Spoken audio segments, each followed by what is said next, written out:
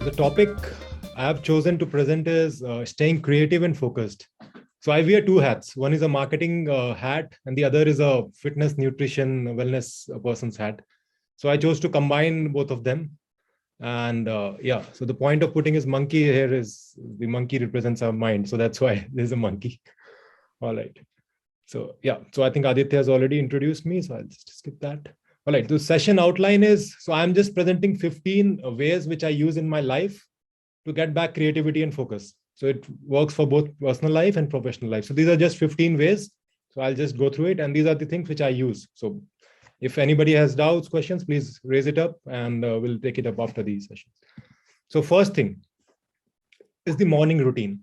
Now, so the number one thing to get back creativity is no mobile an hour after getting up. So the reason, the scientific reason is cortisol effect. So the cortisol shoots up when we look at the screen. So yeah, there are a lot of researchers available on this. So number two is charge your brain. So activate all five senses. So let me combine the two, this point 2 and 3. So what happens is, just like we build muscles in our body, so the brain also has these connecting muscles, which are called synapses. So now over the time, what happens is, so we use the left side of brain more, which is more of analysis and fear, anxiety, stress. And the right part, which operates more from a creativity angle and independence, freedom thinking. So that gets lost. So the easy way to use our that part of brain is to charge our brain. So which means we tell the brain what to do. So for example, so if we are walking, we can just observe how our foot movement is. We just let our brain focus on what part of muscles are getting involved. If you're visualizing something, see the colors, see the patterns. If you're touching something, really feel the texture. If you're smelling something, really feel it. So let your brain tell your brain what to do instead of your brain telling you, okay, this is a stressful moment, this is an anxiety-filled moment. So that's the first thing, is the morning routine. And yeah, so for today, so I've like my morning routine extends a little further. So today I've taken an exception for this. So the second part is the brain priming. So what I want everyone to do is just say out this loud, SILK in your mind, or if you can just speak up, stay on mute, but just speak up, SILK a few times. Okay, now answer this. What do cows drink? Okay, some of you would have said milk. Yeah, so cows don't drink milk. Don't drink milk. Water, obviously. Yeah. So that's called brain priming, because what we feed into our brain is what results in. So my simple thing is, get off the news apps, notifications, and TV news, because it feeds a lot of things which not necessarily boost up our creativity and focus. So my simple recommendation is get off the news apps, notifications, and TV news. Any important news, anyway, will come to know. And some things, for example, something which is important for our business and for work, please set up feeds like Google Alerts. I pick up Mint, which is a business newspaper. It doesn't contain like which politician spoke what and all those things. So I just pick the editorials from it. And I subscribe to for a news publication called Ken, which gives a daily insight into some of the startup related things. So that's what I do. So I do not subscribe to any news apps, notifications, TV news. So I think that keeps the creativity and focus fresh. The third part is movement. So while a lot has been said about it, that how exercise is important. So while I would like everyone to do some sort of martial arts, but I know not everyone is cut for it. So my hack is, if you can do brisk walk, keep increasing your speed. If you can do squats and hang a little and then stretch. So this fitness hack can take you through the life. So these four things, if you can incorporate, it takes you through. However, I would recommend that everybody should do some sort of sports or some sort of major movement. But yeah, that's the little hack which can be done. And of course, in terms of hormones, it releases endorphins, which again make us happy. And 99% of people do not have a good exercise routine in their life. So fourth, social media. So let me first speak about the personal impact of social media. So just fix 10 to 15 minutes a day and remove all notifications. When we see a lot of notifications, again, it's like a loop. So our brain tells us, okay, we need to do something. So we check the notifications, and that loses the creative aspect. And in terms of professional, so as a marketing advisor, so whichever startups I work with, small companies I work with, I always tell them not to follow brands and do like things like holiday posts and stuff which big brands do, because they have the budget. So our small businesses, And startups need to focus on lead generation and engagement. So the posts have to be very meaningful. It can be less, but very meaningful. So not all over the place like Happy Diwali, Happy Holi. It doesn't help the startups and small businesses much. Yeah. So start ugly. So whichever. So I, by the way, I don't mean that frogs are ugly. So this comes from a book called book by Brian Tracy, which says that eat the ugliest frog. So whichever is the ugliest frog of the day, eat that first. So whatever is the toughest task for the day for you, start that first. So because once you accomplish that, you get that focus. Okay, that the day can, there's nothing more which can happen. So once you're done with it, it really boosts the productivity, focus for the day. Yeah, so I think this group is already set on that. So what goes in your mind, that's the 6th point. So read anything and everything, listen to podcasts, make notes. So it's very important that you pick up something a day. It could be even 10, 15 minutes, however, it should be more, but yeah, reading something gives you that perspective, a new perspective, and it should be beyond your comfort zone also, not necessarily in your comfort zone. So this is how I make my notes. At the end of the slide, I have put a link. If anybody wants, they can just go through. Then what goes in the body? So this is very neglected aspect because people do not link it to creativity and focus, but essentially our mind and body is what we eat. So my simple recommendation is don't stuff, like stay up to 80% full only. Eat when hungry. A lot of people are using these just apps to recommend what to eat, when to eat. If you really chew your food slowly, and if you don't stuff yourself, your body will tell you when to eat. And if you're not munching garbage, then that really helps you to stay alert throughout the day. And that if you munch garbage, you're lethargic. You can't be creative. It's very, very difficult. 8, as very, very important, set a creative hour. Use a pen and paper. If you use screens and apps, it's distraction. There's a lot of notifications happening. It's distracting. So I would recommend use a pen and paper, note down the ideas, and use a technique called yes and, which is really helpful.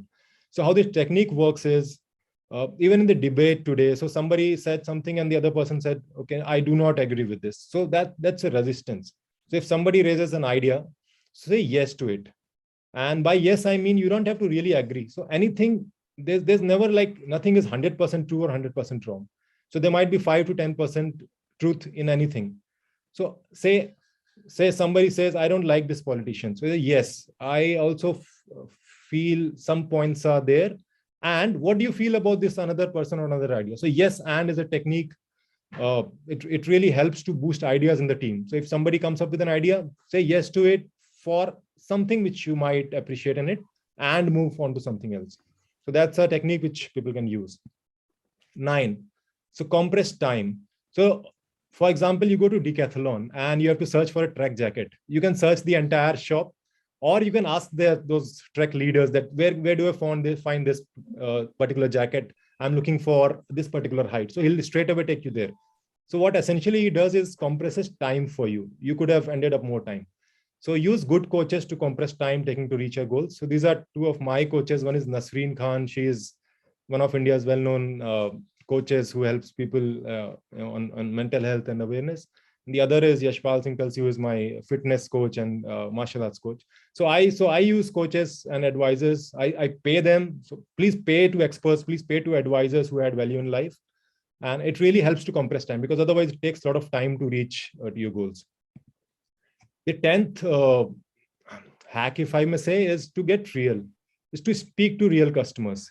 If you look at this graph, so while the graph may suggest that, by the way, it was real from one of the advisories I did.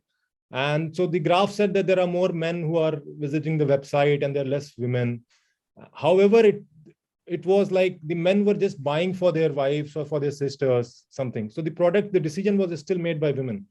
And the analysis team sort of figured out the website for the men, which went absolutely bizarre for them. And so these stats don't give stories, they give trends. And everyone, what I recommend is everyone in the team needs to go out and meet customers, because unless you are meeting the real customers, you're talking to them, you understand their requirement, you just doesn't get the gist of it. So I was advising for a edtech company recently, and they did a lot of their decisions on the basis of ads, on the basis of trends. So when we picked up call, I picked up call and spoke to a lot of students.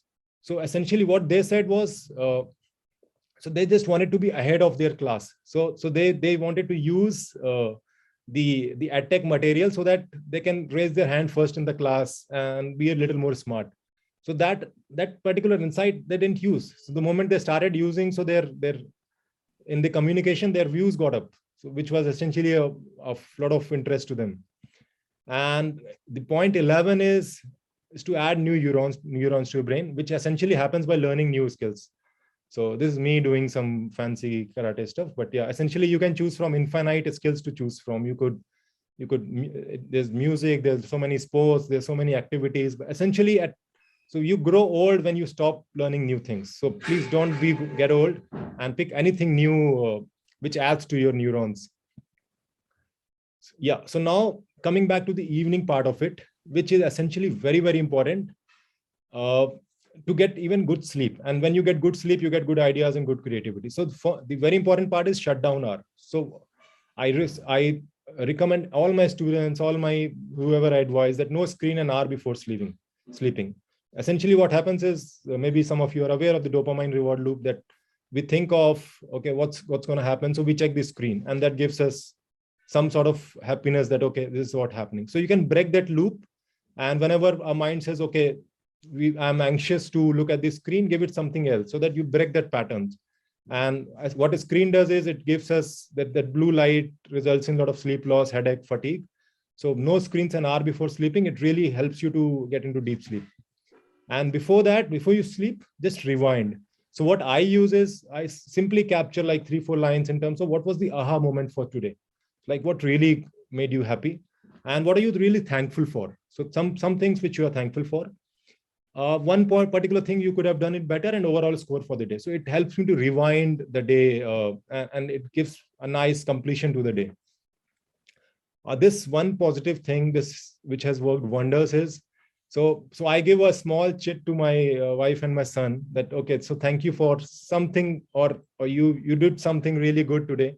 And now they really wait for it. So every day they'll be like, my son will be like, okay, what's coming up today?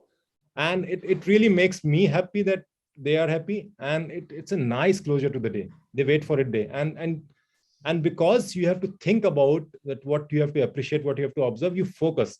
So you get that focus in your life really nicely, and it's very helpful activity in your personal life also.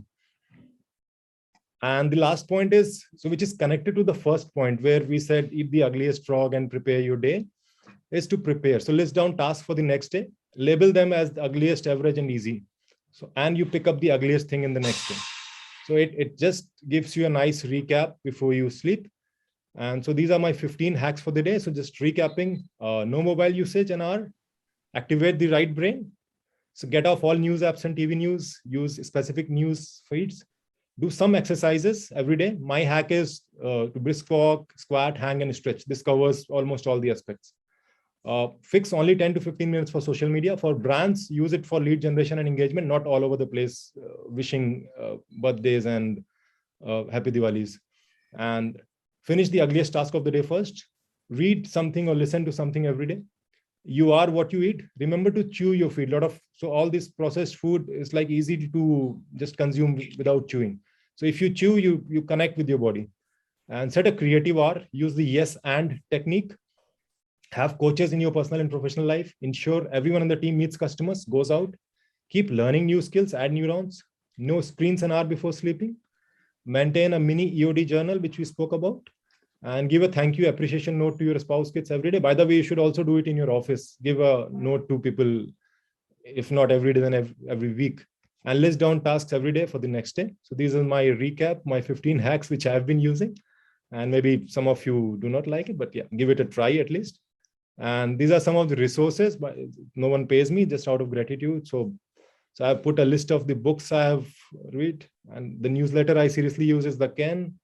These 2 podcasts, and in spirituality, I follow these guys, and these are the tools I use. So some of you might like to give them a try.